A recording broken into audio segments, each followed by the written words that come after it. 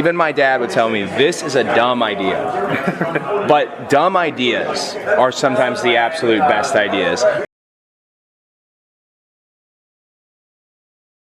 Question? Do you feel like there's a limit to the amount of guys you'll take from each promotion, or is it like you don't want it to be an ROH show or a New Japan show, like you want it to sort of be a milieu of everyone? I mean, no disrespect to, I'm not going to say an indie name like out loud, but I'm sure you've been to a super indie show that's 6 hours. I went to one in New York where I had a pretty big match, and as soon as I got in the ring, they told me I need, wrap it up. So with that in mind, we don't want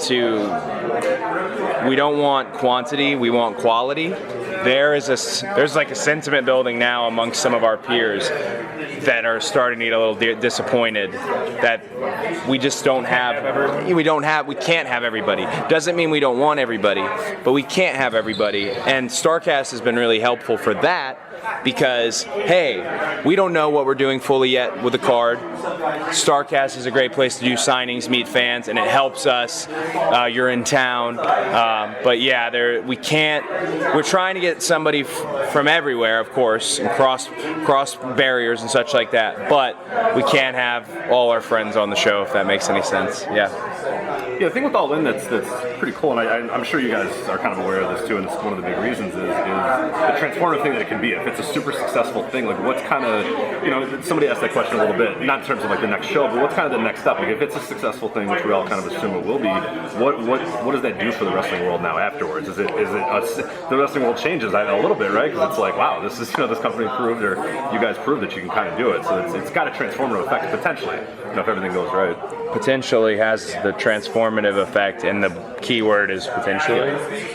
So many people have told me, like, oh man, you guys they've already given us this credit. Yeah, you can't look at it too much. We can't take it until we do it. And so I don't know what it really is. Yeah. If it's that night the best show we could possibly put on, and we did it ourselves, and the money was well spent, I'm not sure, but it's really hard to call how it will be looked at. Right. But I know wrestling because I love wrestling, and I've been in it since I was a little kid. Every professional wrestler I ever knew, even my dad would tell me, this is a dumb idea. But dumb ideas are sometimes the absolute best ideas. Risk like this, we have the resources to take the risk because the fans have given us the resources. Why not? I have no intention currently of going back to WWE. I know that's a lot of people's thing. Oh, built my brand up, here I go. This is too much fun, and figuring this out, and figuring out everything with Ring of Honor and New Japan. Ring of Honor had a 30% business increase from a gross. That's outstanding. New Japan, West Coast, just coming in and the expansion and Access TV. We're looking at a whole different thing for wrestling, and it's not about like, hey, I'm tuning in on Monday night. It's just about, I don't think that guy is the best wrestler in the world. I think this guy I think Okada's the best wrestler. Fans aren't told anymore what's the best. You can find out for yourself what's the best, You mentioned not being able to have all your friends on the show and the kind of disappointment that people are feeling off that.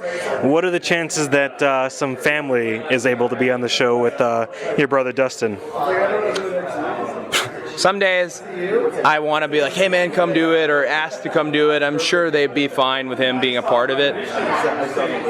But one of the concerns is Dustin works for WWE, and if we were to say, hey, we're going to draw 10,000 people and then book John Cena, we didn't draw 10,000 people. John Cena did. And Dustin works for WWE, and that I kind of don't want that anywhere on the legacy of All In. I also want my brother just to keep his job. Retire, go into the Hall of Fame. I don't know. He's not in any position right now. He doesn't want to retire, but I just want him to be safe and protected because that's the weird dynamic we have somehow, where I'm the older brother, even though he's like 20 years older than me. But yeah, so it's possible. It's possible. My wife will be there, my dog will be there, maybe my brother will be there. Maybe.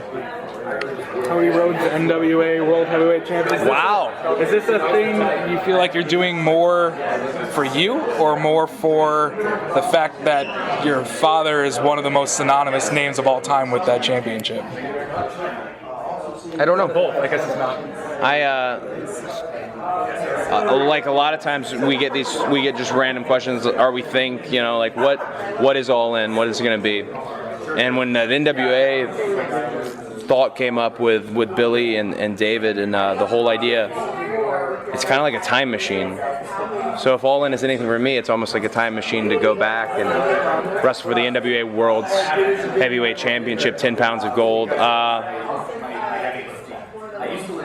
I didn't know for the longest time what I would want to be doing on this show. No clue. And then all of a sudden, it hit me, and I want to do nothing but. Like, it's just the match I'm meant to have.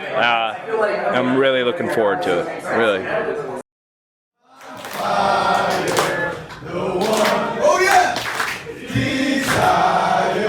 Yes, I know. It's too late, but I want it that way. Tell me why ain't nothing but a heartache. Tell me why ain't nothing but a mistake. Tell me why I never wanna hear you say I want it that way. Thank you, everyone. I think my question, what's the biggest difficulty you guys have had so far in booking this stuff? And I'm sure there's plenty of them, but is there one that's been just kind of overwhelming? You mentioned trying to get everybody on the show is tough, booking buildings, all that sort of stuff. What's kind of stood out to you has been the most difficult, maybe when you guys first started, and maybe now that everything's the ball's kind of rolling now, what has become much more difficult? Maybe that you didn't expect as well. We have vastly different ideas on wrestling. I am a old wrestling conservative. I always am okay coming out of my comfort zone. I took the dick flip twice. But Matt and Nick have a very different idea about wrestling. Nick has a joke, it wasn't a good match if there wasn't a dive. Like, it's a joke, but you're always like, maybe there's a good dive. They have a very different take. They almost have this West Coast approach to wrestling. And that has been talking to each other without arguing. Hi, I like this guy. Oh, he sucks. Well, here's why. So that's been the most, not difficult, that's actually to me been the best part, because it has been arduous and, hey, this isn't going to be easy. I don't steamroll them, they don't steamroll me. But that's been the part that when it comes to, has to get a 3 thumbs up. So you got to sell me. Yeah, right. So that's been the toughest part. Now, the odd man out, but somehow he fits right in, Stephen Amell. He's obviously, we know he's All In. What kind of role can we expect him to see and be part of at All In? Great question. His winery, Knocking Point Winery, is one of our big, friends of being the elite. We might do a cross promotion with the Dream Champagne and Chelsea Green, because she drinks, and that's a thing. Have some fun with it. We have a lot of those Dream bottles left over. Steven, still TBD. I know it would be very scary for Warner Brothers or CW if we said, hey, he's definitely going to be wrestling. But Steven, if you've seen him on American Ninja Warrior, and he's incredibly athletic, and the thing, he's my favorite, not because he's my friend, but he's my favorite celebrity who I've ever encountered with wrestling, because he respected it so much. The smallest things, like they give him your own locker room, and man, ripped that sign right off the door. Went into the locker room at Barclays Center when we wrestled at SummerSlam, and some guys didn't know who Steven was, and he just pulling his, he just has a lot of respect for it, and he doesn't want to be just celebrity coming in, and he's got himself a ring that he rented. Who knows why? But he's a big part of the show. I could not do All In without Stephen Amell, and he loves the Bucks too. So, yeah.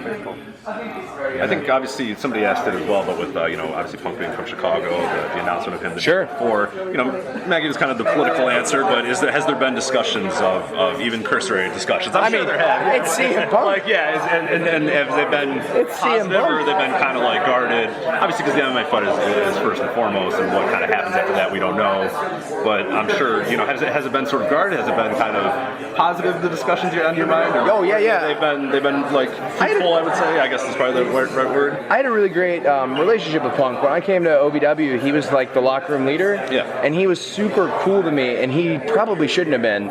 He had worked for 10 years and was in developmental, and it wasn't working at the time. He hadn't got the ECW call yet. And he was really nice to me, and you never forget that. I get like emotional thinking about it, but he was very nice to me. We want him to win his fight. First and foremost, we want him to win his fight. I want to go. But it's Chicago, so obviously there was discussions of Punk. But on the same, different side of the coin is that's cheating. We said we could draw 10,000 people. Let me draw 10,000 people. So I told someone, I said, we're not going to tell you if Punk's on the show. And they're milking it. No, we're not. I'm not going to tell you. It's ours to draw or not draw. And if Punk, wanted to be a part of it or wants to be a part of it, of course, he's unbelievably welcome. His city in the wrestling world never ever has given up on Punk. Never has given up on Punk. That's to speak to the body of work and equity he had with them. So who knows? Yeah, who knows? Something that you might not want to talk about, you're welcome to bypass this question. We've seen a lot of, back and forth between yourself and Vince Russo. Well, a little bit of back and forth between yourself and Vince Russo on Twitter. He, obviously is trying to slither his way into StarCast. What kind of role do you have with that? And he's invited you to be part of his show. Is that something that you'd be even willing to entertain at all? No, and I mean no disrespect by saying no. The situation, StarCast is our partner. Matt and Nick and I do not have full control of StarCast. We have some involvement. We've approved a lot of the names, and we're helping coordinate meet and greets. And StarCast is going to be absolutely gangbusters for a wrestling fan. Fan service. But when Russo's name got brought up, I hate to sound naive. I don't know much about Vince Russo. It's probably my least favorite period of wrestling in the first place. I don't know, and I worked for WWE. I know if you're a writer, that just means Vince is the writer. Vince writes WWE, nobody else. So I don't mean to take his accolades away or any of that. I just, when his name got caught up a lot of modern issues he had with homophobia and things of that nature, that's not getting heat. That's being an idiot. That's being naive. That's being ignorant. The wrestling world is open to everybody. And his whole "I'm a real heel." Well, who's the babyface that's beating you up? There isn't one. You're doing that old "I can't stand that carny" shock factor. Shock factor's out the window, man. So I needed to make that clear, and I tried to be as polite. I wasn't, but as polite as I could. That he's nowhere near our event, and that's just gonna stay that way. We don't want to turn off a whole community. That's just I couldn't see myself doing that. Also, the Bucks didn't even know he was announced. I handled that.